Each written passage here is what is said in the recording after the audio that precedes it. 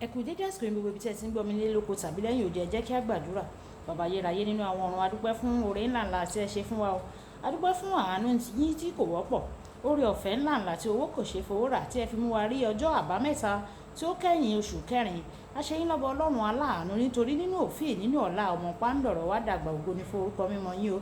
A sì gbàdúrà wípé gbogbo àbá rere tí ẹ ní fún wa àti èyí tí àwa pàápàá ní fún ara wa, ẹ fún wa ní oore ọ̀fẹ́ ẹ̀ láti jẹ́ kí a lè mú wá sí ìmúṣẹ, àti kí oore ọ̀fẹ́ yín náà kí ó ràn wá lọ́wọ́ kó wá sí ìmúṣẹ.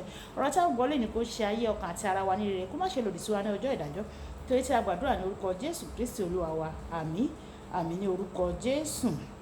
Ìdí ọjọ́ àbámẹ́ta, ọjọ́ kẹtàdínlọ́gbọ̀n oṣù kẹrin. Ọjọ́ kẹtàdínlọ́gbọ̀n oṣù kẹrin, àkòrí tí a ó gbéyẹ̀wò sọ wípé nígbà tí o bá ń gbàdúrà apá kẹta. Nígbà tí o bá ń gbàdúrà apá kẹta, a mú àkọ́sórí wa nínú ìwé Jòhánù orí ìkẹrìndínlógún ẹsẹ̀ ìkẹrìnléníogún. Jòhánù orí ìkẹrìndínlógún ẹsẹ̀ ìkẹrìnléníogún. Títí di ìsinsìnyí o, ẹ kò tí ì béèrè ohunkóhun ní orúkọ mi o. Ẹ béèrè, ẹ ò sì rí gbà o, kí ayọ̀ yín kí ó lè kún.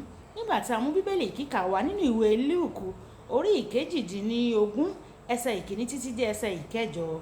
Ìwé Lúùkù orí ìkejìdínlógún ẹsẹ̀ ìkíní títí dé ẹsẹ̀ ìkẹjọ. Ó sì pa òwe kan fún wọn nítorí èyí ni pé ó yẹ kí a máa gbàdúrà ní ìgbà gbogbo, kí a má sì ṣe ṣàárẹ̀, wípé onídàájọ́ kan wà ní ìlú kan tí kò bẹ̀rù Ọlọ́run, tí kò sì ṣe ojúsàájú ènìyàn. Òpó kan sì wà ní ìlú náà, ó sì tọ̀ wá wípé gbẹ̀san mi lára ọ̀tá mi o. Kò sì sún sí nígbà kan sá. Ṣùgbọ́n ní ìkẹyìn ó wí nínú ara rẹ̀ pé, bí èmi kò tilẹ̀ bẹ̀rù Ọlọ́run, tí èmi kò sì ṣe ojúsàájú ènìyàn, ṣùgbọ́n nítorí opó yìí yọ mí lẹ́nu o, èmi ò gbẹ̀san rẹ̀, kí ó má bàa fi wíwá rẹ̀ dá mi lágara. Olúwa sì wí pé, ẹ gbọ́ bí aláìṣòótọ́ onídàájọ́ ti wí o.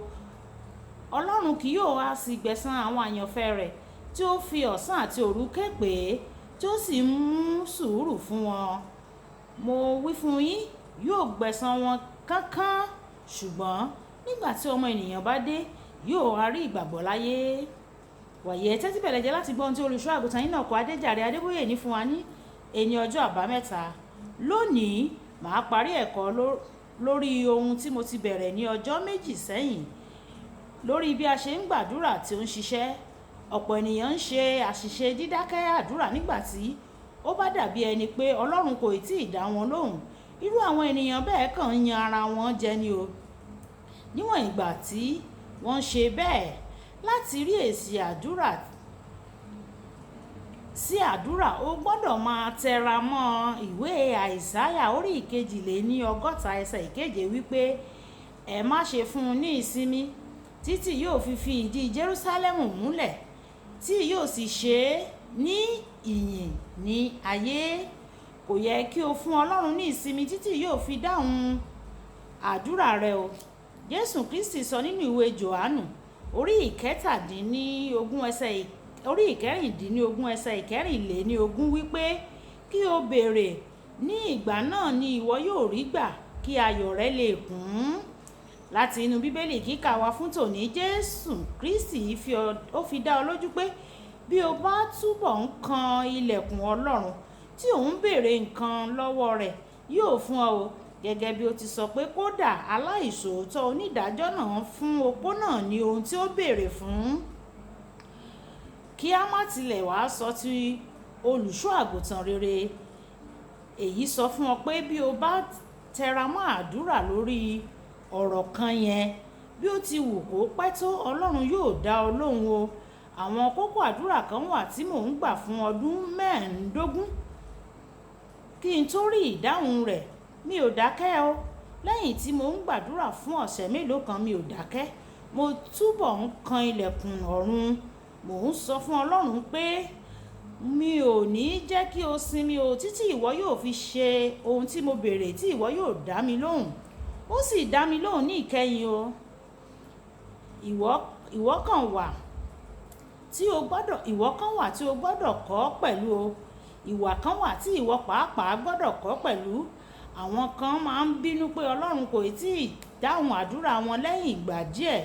Nítorí náà wọ́n á wá dákẹ́ àdúrà yìí gbà. Ọlọ́run kì í ṣe ẹrú rẹ o. tí o lè máa pàṣẹ fún bí ó ti wù ọ́ o. Òun ni ọba àwọn ọba o. Tí o bá fẹ́ nǹkan láti ọ̀dọ̀ Ọlọ́run, o gbọ́dọ̀ kọ́ láti ní ìrẹ̀lẹ̀ kí o sì máa béèrè títí yóò fi ṣetán láti fi lé ẹ lọ́wọ́. Tí o bá béèrè fún ìgbà díẹ̀ tí o sì bá tìrẹ lọ láì gba ohun náà ní ọwọ́ Ọlọ́run, ta ni ó sọ nǹkan nù? Ìwọ àbí Ọlọ́run? O lè wí pé tí Ọlọ́run ò bá fẹ́ dá ọ lóhùn àdúrà ńkọ́? Tí ò bá fẹ́ dáhùn àdúrà mi rárá ńkọ́? Ìwọ yóò túbọ̀ máa béèrè ni títí yóò fi dá ọ lóhùn. Ìdí nìyí tí o fi gbọ́dọ̀ fiyèsí àti gbọ́ ohùn, kí o gbọ́ ohun tí ó bá fẹ́ sọ nígbà tí o bá ń gbàdúrà sí i. Má kàn máa béèrè ṣáá, fojú sọ́nà láti gbọ́ tirẹ̀ náà. Ẹ̀mí mímọ́ ó wà níbi gbogbo láti kọ́ ọ ní àwọn kókó àdúrà tí ìwọ yóò gbà. Tí ó bá sì jẹ́ òun ni ó kọ́ ọ ní kókó àdúrà tí ìwọ yóò gbà, mọ̀ dájú pé àdúrà rẹ ti tọ̀nà. Kókó ọ̀rọ̀: má ṣe tẹ̀tì níbi àdúrà gbígbà. Má ṣe tẹ̀tì níbi àdúrà gbígbà. Ẹ jẹ́ ká sọ pé bàbá mi, Olúwa Ọlọ́run alágbára, gbogbo àwọn ẹ̀bẹ̀ àdúrà tí mo ti ń béèrè ní ọjọ́ tó ti pẹ́, Olúwa fi àánú dáhùn. Agbára láti máa kan ilẹ̀kùn ní ìgbà gbogbo, agbára láti máa béèrè láìsinmi àti láìsàárẹ̀, láti máa bá ọ ìsọ̀ àti láti máa béèrè ní ọwọ́ rẹ. Olúwa yọ̀ǹda rẹ̀ sínú ayé mi. Olúwa ẹ̀rí tí ó máa ń jẹ́ kí àdúrà wù ní ìgbà, Olúwa fàánú yọ̀ǹda rẹ̀ fún mi.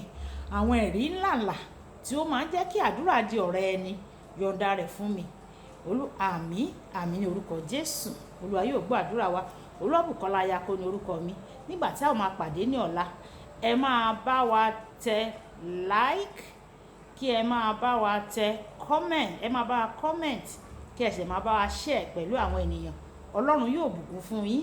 Gbogbo wa náà ò jọ di alábùkún fún. Ẹ ṣé torí tẹ̀ ń gbọ́ wa. Ó dàbọ̀.